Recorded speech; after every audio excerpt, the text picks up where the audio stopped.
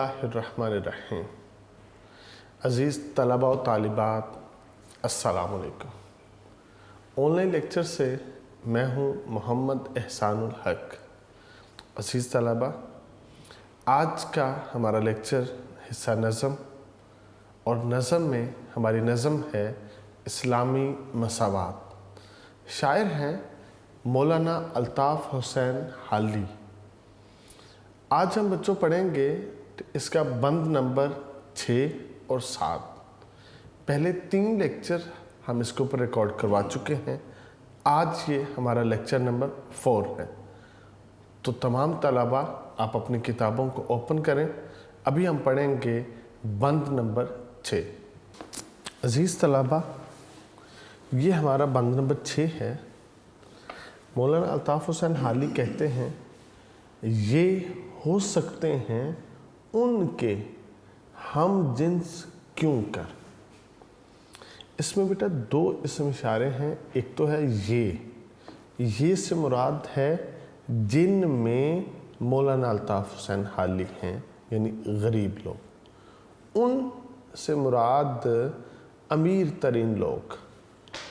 कहते हैं ये हो सकते हैं उनके हम जिन्स क्यों कर। हम जिन्स कहते हैं जिसका एक जिन्स के साथ तल्लुक़ हो। वैसे तो हम औलाद आदम हैं, आदम की औलाद है, हम सब आदम हैं, हम सब इंसान हैं, हम सब एक जैसे हैं। वाज़ेह तौर पे कह दिया गया है कि अगर तुम में कोई अफजल है तो वो तकवा की बुनियाद पर है। तकवा के अलावा तमाम के तमाम बनी नो इंसान एक जैसे। खुतबा हिज्जतुल विदा पे नबी पाक ने वाज़ेह तौर पे कह दिया था, किसी अरबी को किसी अजमी पे कोई फोकियत नहीं है, किसी सफ़ेद को किसी स्याह के ऊपर कोई फोकियत नहीं है, किसी अमीर को किसी गरीब पे कोई फोकियत नहीं है। हाँ, तुम में अफजल वो है जो मुत्तकी है, परहेजगार। तो मौलाना अल्ताफ़ हुसैन हाली कहते हैं ये हो सकते हैं उनके हम जिन्स क्यों कर। ये अमीरों जैसे कैसे हो सकते हैं। नहीं चैन जिनको ज़माने से दम भर, दम कहते हैं लम्हे को, दम भर एक लम्हा भी जिनको चैन नहीं है, सुकून नहीं है, जिनका एक उन पर कोई तकलीफ़ ख़त्म नहीं होती, दूसरी पहले आ जाती है। एक मुसीबत जाती नहीं, दूसरी पहले आ जाती है। तो जिनको थोड़ी देर के लिए भी चैन मुयस्सर नहीं है, वो उनके कैसे हम जिन्स हो सकते हैं। सवारी को घोड़ा न खिदमत को नौकर। जिनके पास सवारी के लिए कोई घोड़ा नहीं है, कोई सवारी नहीं है, और जिनकी खिदमत में कोई नौकर भी नहीं है, तो ये उनके हम जिन्स कैसे हो सकते हैं। ना रहने को घर और ना सोने को बिस्तर। ये जो गरीब लोग हैं, इनके पास तो झोंपड़ी है, घर तो रहने को है ही नहीं है, और फिर सोने के लिए इनके पास तो रेशमी बिस्तर भी नहीं है, बल्कि आम सा बिस्तर भी नहीं है। तो ये उनके हम जिन्स क्यों कर हो सकते हैं। पहनने को कपड़ा न खाने को रोटी। और जिनके पास पहनने को लिबास ना हो, खाने को रोटी ना हो, तो ये उनके हम जिन्स कैसे हो सकते हैं। जो तदबीर उल्टी तो तकदीर खोटी। बेटा, तदबीर कहते हैं किसी काम करने की कोशिश को या किसी काम करने की सोच को। जो तदबीर उल्टी ان کی تو تدبیر ہی الٹ ہو چکی ہے، ان کی تدبیر کا ہیر پھیر ہے، تو تقدیر کھوٹی، یہ تو تقدیر کے قسمت کے بھی کھوٹے ہیں، یہ تو مقدر کے بھی کیا ہیں، نصیب کے بھی کیا ہیں، کھوٹے ہیں۔ یعنی اس بند کا مرکزی خیال ہے غریب امیر کا مقابلہ کسی طور نہیں کر سکتا، کیونکہ اس کے پاس نہ سامان زندگی ہے، نہ خوش قسمتی ہے، بلکہ ناکامیاں اس کا مقدر ہوتی ہیں۔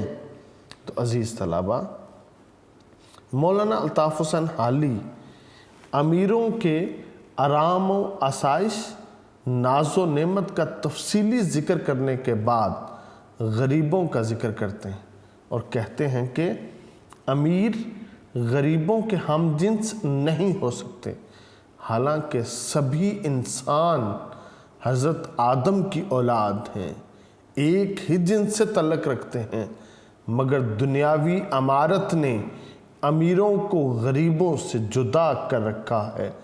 امیر انہیں اپنا جیسا نہیں سمجھتے، وہ اپنے آپ کو ان سے بلند اور عرفہ مخلوق سمجھتے ہیں۔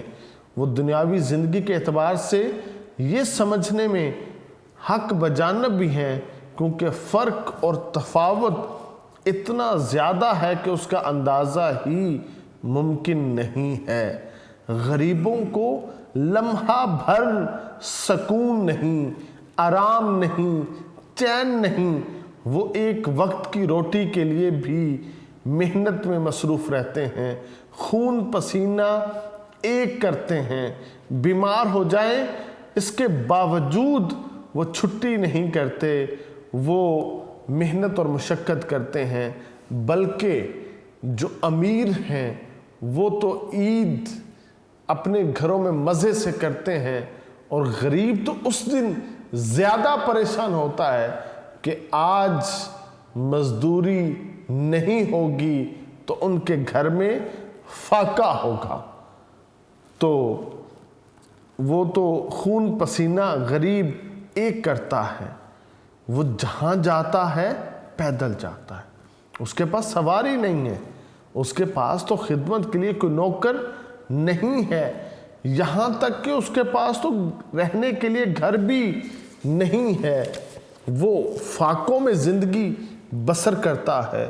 وہ جو کام کرتا ہے وہ اس کام کے بدلے میں بھی اس کو کامیابی نہیں ملتی، اس کی تو تدبیر ہی الٹ ہے، یعنی ناکامیاں اس کا مقدر ہے اور ان کی قسمت بھی کھوٹی ہے، نہ تدبیر ان کا ساتھ دیتی ہے اور نہ ہی تقدیر ان کے حسب حال ہے۔ تو عزیز طلبہ، یہاں پہ مولانا الطاف حسین حالی نے جو بات کہی ہے اس کا مدعا یہی ہے، مرد کا اعتبار کھوتی ہے، مفلسی سب بہار کھوتی ہے۔ جو مفلسی ہے یہ ساری کی ساری چیزیں انسان سے چھین لیتی ہے، کھو لیتی ہے۔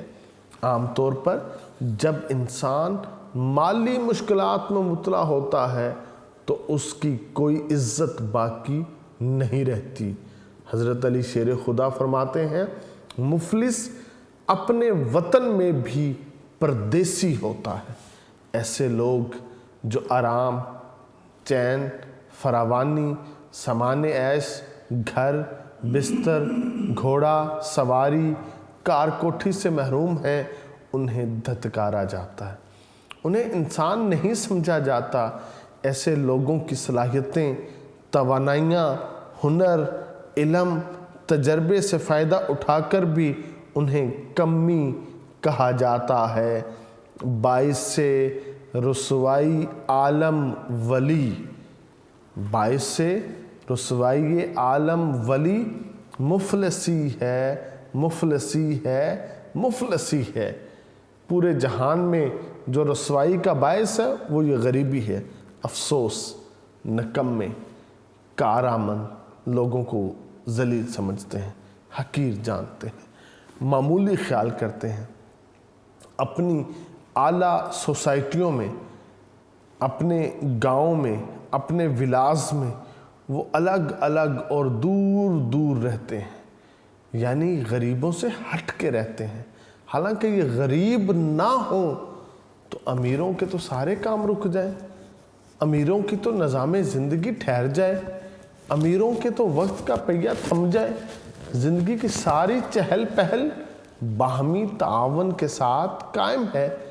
اس دنیا کی بنیاد تو اختلاف عمل پر ہے، مگر کچھ نادان سمجھتے ہیں کہ محض ان کا وجود کائنات کا وجود ہے۔ روٹی اور کپڑے سے محروم طبقہ اگر غربت کے دیو سے چھٹکارا حاصل کرنا بھی چاہے تو اس کی تو تدبیر الٹی ہے۔ بدقسمتی آسانی سے ساتھ نہیں چھوڑتی اور اس طرح امیروں کو ان کا استحصال جاری رکھنے کا موقع مل جاتا ہے، مگر اسلام کسی کی مجبوری سے فائدہ اٹھانے کو مذموم سمجھتا ہے اور اس رویے سے نفرت کرتا ہے۔ مولانا الطاف حسین حالی کا موقف ہے، غریبوں کی زندگی میں چین اور سکون نام کی چیز نہیں ہوتی، وہ زندگی کی بنیادی ضروریات سے محروم رہتے ہیں اور ان کے پاس کوئی اور سامان بھی نہیں ہوتا، بلکہ یہ غریب تو ہمیشہ روٹیوں کے چکر میں ہی اپنی زندگی بسر کر دیتے ہیں۔ عزیز طلبہ، نبی پاک علیہ الصلوۃ والسلام نے اس افراط و تفریط کا خاتمہ کیا تھا۔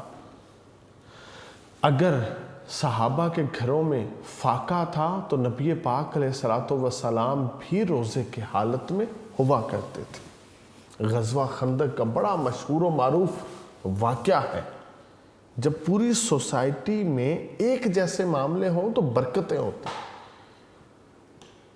ایک صحابی نبی پاک کے پاس آتے ہیں اور اپنے پیٹ سے جو ہے نا وہ کپڑا ہٹاتے ہیں اور ایک پتھر باندھا ہوتا ہے، نبی پاک کو دکھاتے ہیں کہ حضور اتنی بھوک لگی ہے کہ میں نے پتھر باندھا۔ آپ اپنے پیٹ سے کپڑا اٹھاتے ہیں اور اسے دکھاتے ہیں کہ آپ نے 2 پتھر باندھ رکھے ہیں۔ تو یہاں پہ اس صحابی کو یہ طاقت ملی تھی، میں جن حالات میں زندگی بسر کرتا ہوں میرا سردار بھی انہی حالات میں زندگی بسر کرتا ہے۔ عزیز طلبہ، عمر بن عبدالعزیز کا یہ انداز زندگی تھا کہ آپ بیت المال میں کھانا کھایا کرتے تھے، مگر اس کی قیمت دے دیتے تھے۔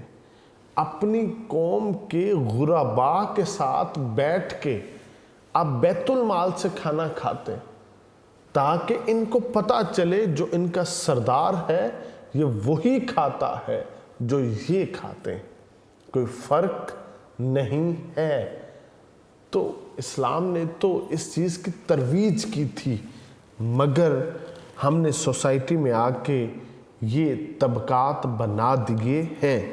مختصر یہ کہ امیر بہرطور غریبوں سے برتر ہیں۔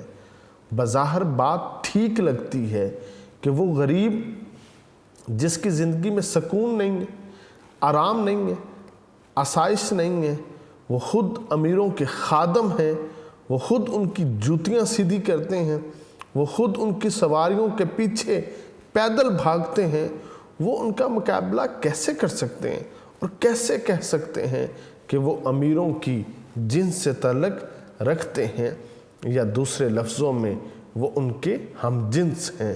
زمین اور آسمان کا فرق ہے، کہاں امیر اور کہاں غریب۔ تو عزیز طلبہ، اب ہم یہ پڑھتے ہیں بند نمبر 7۔ مولانا الطاف حسین حالی اس آخری بند میں کہتے ہیں، یہ پہلا سبق تھا کتاب خدا کا۔ یہ پہلا سبق کس کا ہے؟ کتاب خدا کا۔ خدا کہتے ہیں ہدایت دینے والی کو۔ کتاب خدا یہ بیٹا مضاف الیہ ہے، یعنی ہدایت دینے والی کتاب۔ اور کون سی کتاب جو ہدایت دینے والی ہے؟ قرآن پاک۔ کتاب ہدا سے مراد کیا ہے؟ قرآن پاک۔ یہ پہلا سبق تھا قرآن پاک کا کہ ہے ساری مخلوق کنبہ خدا کا۔ کنبہ کہتے ہیں بیٹا خاندان کو۔ یہ جو ساری مخلوق ہے یہ خدا کا کنبہ ہے، یعنی خدا اس کا خالق ہے۔ وہ خدا جو غریب کا خالق ہے وہی خدا امیر کا بھی خالق ہے۔ اس نے غریب کو جس سانچے میں پیدا کیا امیر کو بھی اسی سانچے میں پیدا کیا۔ غریب کے بھی 2 ہاتھ، امیر کے بھی 2 ہاتھ، غریب کی بھی 2 آنکھیں، امیر کی بھی 2 آنکھیں، غریب کی بھی 2 پاؤں، امیر کے بھی 2 پاؤں۔ یہ جو دھڑ ہے جیسا امیر کا ویسا غریب کا، وہی دوست ہے خالق 2 سرا کا۔ خالق 2 سرا کا معنی جو 2 جہانوں کا خالق ہے، جو 2 جہانوں کو پیدا کرنے والا ہے۔ خالق کریٹر کو کہتے ہیں، پیدا کرنے والے کو کہتے ہیں۔ 2 سرا 2 جہانوں کو، وہی دوست ہے خالق 2 سرا کا۔ جو خالق 2 سرا کا اللہ تعالیٰ کا جو دوست ہے وہ کون ہے؟ خلائق سے ہے جس کو رشتہ ولا کا، ولا کہتے ہیں محبت کو، الفت کو۔ خلائق مخلوق، مخلوق سے جس کو محبت کا رشتہ ہے وہ خالق 2 سرا کا دوست ہے۔ جو مخلوق سے پیار کرتا ہے وہ خدا کا دوست ہے، وہ عام انسان نہیں ہے۔ مخلوق کو کھانا کھلانے والا خدا کا دوست ہے، مخلوق کو پانی پلانے والا خدا کا دوست ہے، مخلوق کے لیے آسانیاں بانٹنے والا خدا کا دوست ہے، مخلوق کو لباس پہنانے والا خدا کا دوست ہے۔ جس کو مخلوق سے پیار ہے وہ اللہ رب العزت کا کیا ہے؟ دوست ہے۔ یہی ہے عبادت، یہی دین و ایمان، یہ پوری عبادت ہے۔ مخلوق خدا کی جو خدمت کرنی ہے، جو حقوق العباد پورے کرنے ہیں، یہی ہے عبادت، یہ ساری عبادت ہے، یہی دین ہے، یہ دین پورے کا پورا دین ہے، یہی ایمان ہے، یہ پورا ایمان ہے کہ مخلوق خدا کی خدمت کرو، حقوق العباد پورے کرو کہ کام آئے دنیا میں انسان کے انسان۔ یہ ہے جی اہم سبق، دنیا میں کیا کرے انسان؟ انسان کے کام آئے۔ جو انسان کے کام نہیں آتا اس کی زندگی میں اور جانوروں کی زندگی میں کوئی فرق نہیں ہے۔ اللہ پاک نے تمہیں یہ جو معاشرے میں رکھا ہے، سماج میں رکھا ہے، صرف اس لیے کہ انسان کے کام آئے۔ اللہ رب العزت نے جو اختلاف عمل رکھا ہے صرف اس لیے کہ انسان کے کام آئے۔ اللہ رب العزت نے جو ایک دوسرے کے ساتھ تعاون کا معاملہ رکھا ہے وہ صرف اس لیے کہ انسان کے کام آئے۔ تو عزیز طلباء، اس بند کا مرکزی خیال ہے قرآن پاک کی تعلیم کے مطابق سب انسان برابر ہیں اور اللہ تعالیٰ لوگوں سے محبت کرنے والوں سے محبت کرتا ہے۔ کیا ہے خطبہ حجت الوداع؟ تمام انسان برابر ہیں، کسی عربی کو اجمی پہ فوقیت نہیں، کسی کالے کو کسی گورے پہ کوئی فوقیت نہیں، کسی امیر کو کسی غریب پہ کوئی فوقیت نہیں ہے۔ ہاں فوقیت ہے تو اس کو جو تقوی والا ہے، پرہیزگار ہے۔ بیٹا مولانا الطاف حسین حالی نے اپنی اس ساری بات کو سمیٹا ہے ایک چیز پہ، اور وہ کیا ہے؟ قرآن پاک۔ کہ قرآن پاک ایک کتاب ہدایت ہے، وہ ایک ضابطۂ زندگی ہے، وہ انسان کو سکھاتا ہے کہ تمہیں صبح ایسے کرنی ہے، شام ایسے کرنی، تم نے بڑوں کے ساتھ کیسے پیش آنا، چھوٹوں کے ساتھ کیسے پیش آنا ہے، تم نے سفر کے اندر کیسے ہونا ہے، اور جب تم مقیم ہو تو تم نے کیسے ہونا ہے۔ وہ ہمیں ایک مکمل ضابطۂ حیات سکھاتا ہے، وہ بتاتا ہے تم امیر ہو، اپنی امیری کو کیسے خرچ کرو، تم غریب ہو تو اپنی غریبی میں اپنے وقت کو کیسے بسر کرو۔ یہ سارے درس ہمیں کتاب خدا قرآن پاک دیتا ہے، اور قرآن پاک کا یہ جو سبق ہے کہ اس نے انسانیت کو ایک کنبہ اور خاندان کہا ہے، کیونکہ ساری مخلوق اللہ نے پیدا کی ہے، سب آدم کی اولاد ہیں، ہم جنس ہیں۔ حدیث پاک ہے ساری مخلوق اللہ کا کنبہ ہے، اور اللہ کے نزدیک سب سے زیادہ محبوب وہ ہے جو اس کے کنبے سے کیا کرے گا؟ محبت کرے گا، حسن سلوک سے پیش آئے گا۔ دنیا میں بیٹا دولت کی غیر مساوی تقسیم کے باوجود انسان بطور انسان برابر ہے، خواہ کوئی محل میں رہتا ہو یا کسی جھونپڑی میں، خواہ کوئی ناز و نعمت میں زندگی بسر کرے یا فاقوں میں، خواہ کوئی ریشم کے لباس پہنے، خواہ کوئی پھٹے پرانے لباس یا چیتھڑوں میں لپٹا ہوا ہو، گویا بطور انسان، بطور تخلیق تمام کے تمام انسان برابر ہیں۔ نذیر اکبر آبادی نے اپنی مشہور و معروف نظم کے اندر جو ہے وہ کہا ہے، دنیا میں بادشاہ ہے سو ہے وہ بھی آدمی، دنیا میں بادشاہ ہے سو ہے وہ بھی آدمی، اور مفلس و گدا ہے سو ہے وہ بھی آدمی۔ کہ جو کچھ بھی دنیا میں جس حالت میں انسان ہے، چاہے امیر ہے چاہے غریب ہے، ہیں سب کے سب آدمی۔ انسان کی تخلیق کا ایک مقصد ہے کہ انسان کیا کرے؟ اللہ رب العزت کی عبادت کرے، اللہ تعالیٰ کی مخلوق سے محبت کرے، نفرت نہ کرے۔ محبت ہی بنیاد ہے۔ اگر انسانی دل میں محبت سے خالی ہو جائے تو پھر دنیا ویرانے سے بدتر ہے، کیونکہ پھر بندہ نہیں رہتا، درندہ ہوتا ہے۔ محبت نظریات سے نہیں ہوتی، انسانوں سے ہوتی ہے۔ اپنی خوشیاں بھی دوسروں میں بانٹ دینے کا نام زندگی ہے، اسی زندگی کو ایثار کہتے ہیں۔ بیٹا تین چیزیں ہیں، ایک ہے معاشرے میں عدل کرنا، دوسرا ہے معاشرے میں احسان کرنا، اور تیسرا ہے معاشرے میں ایثار کرنا۔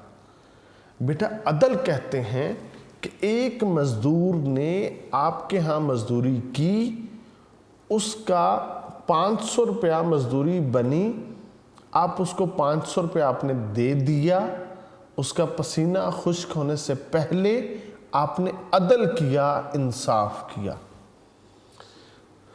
دوسری چیز احسان ہے، اس کا 500 روپیہ اس مزدور کی مزدوری تھی، آپ نے اسے 520 روپے دیے، یہ تمہارے اوپر 20 روپے تمہارے گھر کا کرایہ ہے آنے اور جانے کا، وہ جو اپنے اوپر 20 روپے دیے ہیں یہ آپ نے احسان کیا، اور یہ اللہ کو بڑا پسند ہے۔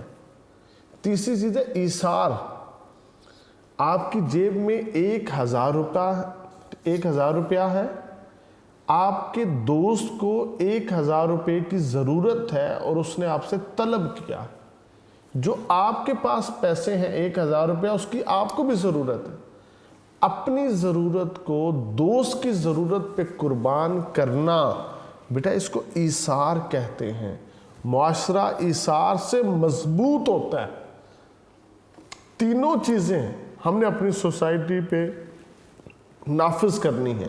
پہلی چیز عدل، دوسری چیز احسان، اور تیسری چیز ایثار ہے۔ یہ جو ایثار کا جذبہ ہے بیٹا، یہ محبت کی معراج ہے۔ بطور انسان ضروری ہے کہ انسان کے دل میں ہمدردی ہو، وہ انسان کے کام آئے۔ اگر انسان کے پاؤں میں کانٹا چبھ جائے تو دوسرا انسان اس کانٹے کی خلش کو محسوس کرے۔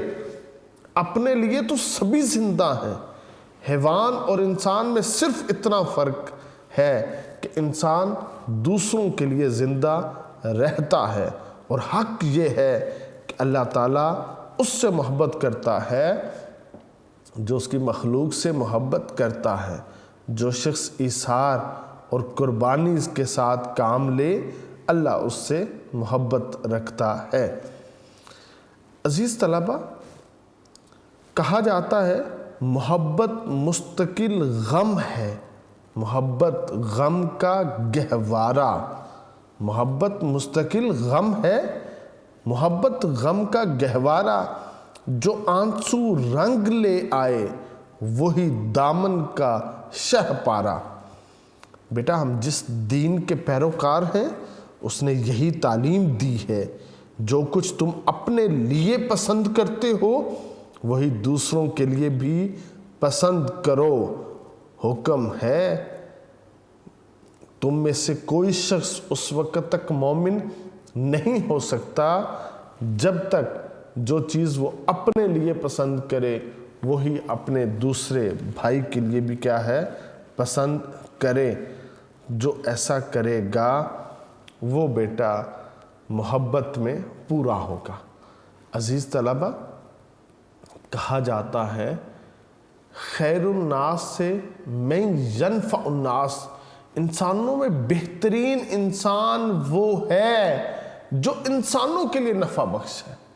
اور پھر یہ بھی حدیث پاک ہے کہ تم اس وقت مومن ہو جب تمہارے ہاتھ سے، تمہاری زبان سے دوسرے مسلمان محفوظ رہیں۔ اور بیٹا ایک جگہ پہ تو اللہ نے خود حکم دیا ہے، تعاونوا علی البر والتقوی، نیکی اور بھلائی کے کاموں میں ایک دوسرے کے ساتھ تعاون کرو، ایک دوسرے کے مددگار ہو جاؤ۔ تو پھر شاعر بھی کہتا ہے ہیں لوگ وہی جہاں میں اچھے، ہیں لوگ وہی جہاں میں اچھے، آتے ہیں جو کام دوسروں کے۔ بیٹا اسلام نے سماجی نظام کی بنیاد رکھی، باہمی تعاون کی بنیاد رکھی، ہمدردی خیر خواہی کی بنیاد رکھی۔ چنانچہ احسان کرنے والوں کو اللہ نے اپنا دوست فرمایا ہے۔ قرآن پاک میں ان لوگوں کی تعریف کی گئی جو دوسروں کی مدد کرتے ہیں، اس کے برعکس ان کے لیے سخت عذاب کی وعید ہے۔ جو لوگوں کو کھانا کھلانے کی ترغیب تک نہ دے، اسلام یہ بات کھول کر بیان کر رہا ہے اگر تم پیٹ بھر کر کھانا کھا کے سو جاؤ، تمہارا ہمسایہ بھوکا رہے تو ایسا کھانا حرام ہے۔ اسلام ایک دوسرے سے مصافحہ کرنے، معانقہ کرنے، مسکرا کر ملنے، کھانا کھلانے، عیادت کرنے اور دوسروں کے لیے دعا کرنے کا حکم دیتا ہے۔ گویا انسان دوسرے انسان کی مدد کرتا ہے، انسان دوسرے انسان سے تکلیف دور کرتا ہے۔ جب ایک انسان کسی انسان کی دنیاوی تکلیف دور کرتا ہے، اللہ اس پہ فضل کرتا ہے، اس کی آخرت کی تکلیف اس سے اٹھا لیتا ہے۔ جو لوگوں پہ رحم کرتا ہے اللہ اس پہ رحم کرتا ہے۔ اسی لیے کہا گیا کرو مہربانی تم اہل زمین پر، کرو مہربانی تم اہل زمین پر، خدا مہرباں ہوگا عرش برین پر۔ تو عزیز طلبہ، درد دل کے واسطے پیدا کیا انسان کو، ورنہ طاعت کے لیے کچھ کم نہ تھے کرو بیاں۔ مولانا الطاف حسین حالی نے اس نظم میں ہمیں یہ درس دیا ہے، ہم کیا کریں، ہم یہ جتنی بھی دنیاوی جو تفرقہ بازیاں ہیں ہم ان کو ختم کریں اور آپس میں اتحاد کی فضا کو فروغ دیں، ایک دوسرے کے ساتھ کام آئیں۔ اشفاق احمد صاحب کی بڑی مشہور دعا ہے کہ اللہ رب العزت سے توفیق مانگا کرو کہ وہ تمہیں آسانیاں بانٹنے کی توفیق دے۔ تو عزیز طلبہ، مولانا الطاف حسین حالی کی یہ نظم ختم ہوتی ہے، اس کو اچھی طرح یاد کیجئے گا، بڑی اہم نظم ہے۔ اللہ رب العزت آپ کو علم نافع عطا فرمائے۔ والسلام۔